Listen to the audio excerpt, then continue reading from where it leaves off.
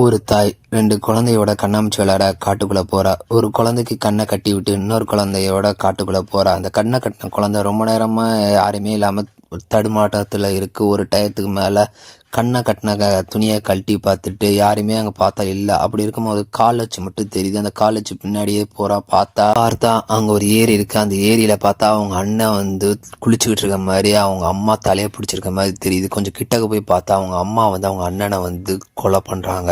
அங்க தூரத்துல இருந்து பார்த்துட்டு இருக்கும்போது அவங்க அம்மா மூஞ்சி கொஞ்சம் திரும்புது. பார்த்தா இந்த பையனை பார்த்து இருக்கு. ஸோ அந்த நேரத்தில் அந்த பையன் ஓட பார்க்குறான். கால் ஸ்லிப் ஆகி விழுந்துடுறான்.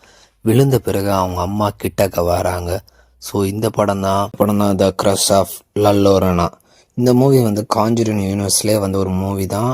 ஸோ இந்த படம் பார்க்காம இருந்தீங்கன்னா பாருங்கள். இந்த படத்தோட ஃபர்ஸ்ட் லைன் தான் சொன்னேன். அதுக்கடுத்து அவங்க அந்த பேய் என்னென்ன பண்ணுது தான் அந்த படத்தோட மெயின் பிளாட்டு. அந்தந்த ஊரில் இருக்க ஏரியில் இருக்க குழந்தையெல்லாம் கொலை பண்ணுது. அப்புறமா தேடி போய் குழந்தையெல்லாம் கொலை பண்ணுது.